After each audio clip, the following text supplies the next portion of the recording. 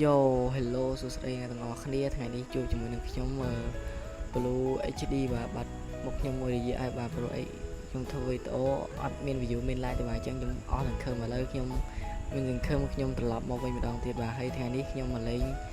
នៅ server No Sleep SMP បាទគឺ season 2បាទអ្នកណាខ្លះដែលចូលលេងមកលេងជាមួយខ្ញុំបានបាទឥឡូវគឺថាយើងដើរចូលទៅលេង survival ទៅម្ដងទៅបាទយើងចុចវាមកយើងចូលទៅដល់ spawn បាទអូខេដល់ spawn ហើយយើងដើររកពាក្យថា kit ឥឡូវយើងដើររកវាតែម្ដងទៅបាទយើងដើររកវាដើម្បីចូលទៅលេងនៅក្នុង world អញ្ចឹងណាឥឡូវបើយើងដើររកអត់ឃើញទេយើង slash ពាក្យថា kit ហើយយើងយក kit starter នេះមកអ្នកនរគ្នាបាទគឺថាយកវាមកគឺវាបាន kit armor asset បាទគឺថាឥឡូវយើងចូលទៅតែម្ដងទៅបើចុច random teleport នេះហើយយើងយករូបដីបាទហើយចាំវារយៈពេល3 second ឥឡូវយើងបានមកដល់កន្លែងមួយបាទគឺថាកន្លែងនេះខ្ញុំអត់ពេញចិត្តទេបាទបើយើងអត់ពេញចិត្តគឺថាយើង slash RTP ហើយយើងយករូបដីហ្នឹងមកចាំវារយៈពេល3 second ទៀតបាទឥឡូវគឺថាវានាំយើងមកដល់កន្លែងមួយទៀតបាទគឺថាកន្លែងនេះដូចជាអត់ស្អាតសោះអ្នកនរគ្នាបាទគឺថាមើលអត់ដូចអត់តំណងសោះគឺថាឥឡូវដូចអត់ស្អាតឥឡូវយើង RTP ទៅទៀតតែម្ដងទៅបាទឥឡូវយើងចាំវារយៈពេល3 second ទៀតមកបាទឥឡូវវានាំយើងទៅដល់កន្លែងមួយទៀត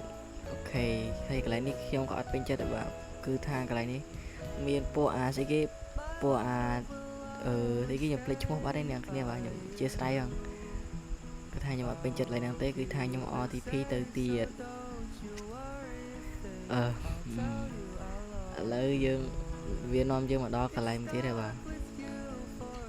គឺថាកន្លែងនេះក៏ខ្ញុំអត់ពេញចិត្តដែរគឺថាខ្ញុំដើរមើលតិចទៀតសិនបាទគឺថាអត់ស្អាតទេបាទគឺថាយើង RTP ទៅមុខទៀតបាទចាំវារយៈពេល3 second ទៀតមកគឺថាវានាំយើងទៅកន្លែងមួយទៀតកន្លែងនេះគឺថាតកកសតតែម្ដងបាទគឺថាដឹងរកកន្លែងណានៅកើតដែរបាទឥឡូវយើង RTP ទៅទៀតបាទ RTP ទៅទៀតចាំមើលតិចទៀតដល់ហើយណាអូដល់កន្លែងតំបន់តកកនេះមួយទៀតបាទតែកន្លែងនេះខ្ញុំពេញចិត្តបាទគឺថានៅខាងក្រោមដូចជាមានស្អីគេមើលនោះមានអា trash chamber គេនោះអាហ្នឹងយើងពេលយើងរក item បានយើងត្រូវវាយកន្លែងហ្នឹងយកមេសមកបាទដើម្បីដើរទៅសម្រាប់គេពេញ server បាទគឺថាខ្ញុំចេះតែនិយាយទេបាទខ្ញុំដឹងវាយអាណាងាប់ទេខ្ញុំអន់នឹងងាប់ឥ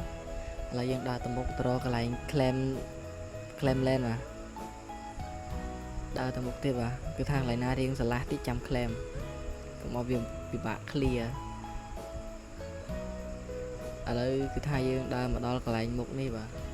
កន្លែងនេះគឺថាស្អាតគឺថាសមរម្យហើយបាទអញ្ចឹងយើងគឺថា clear វាតិចមក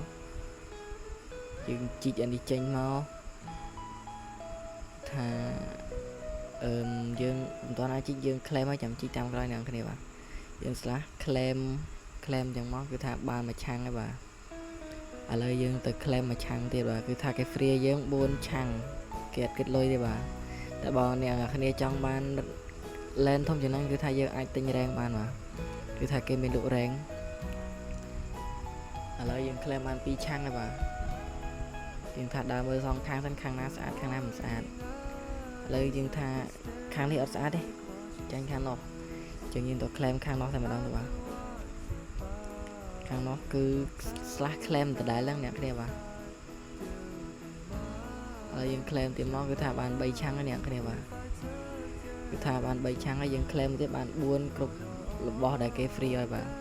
បើយើងចង់បានលើសយើងទិញ rank ទៅអ្នកគ្នាឥឡូវគឺថាយើង claim ឲ្យអស់ហើយបាទគឺថាបាន4ឆាំងហើយវីដេអូហ្នឹងមានតែប៉ុណ្្នឹងឯងអ្នកគ្នាបាទហើយចាំជួយចុច subscribe និង like ឲ្យខ្ញុំម្នាក់មួយផងដើម្បីជាការលើកទឹកចិត្តខ្ញុំឲ្យខ្ញុំមានកម្លាំងចិត្តធ្វើវីដេអូឲ្យអ្នកនរគ្នាមើលទៀតបាទបាយបាយ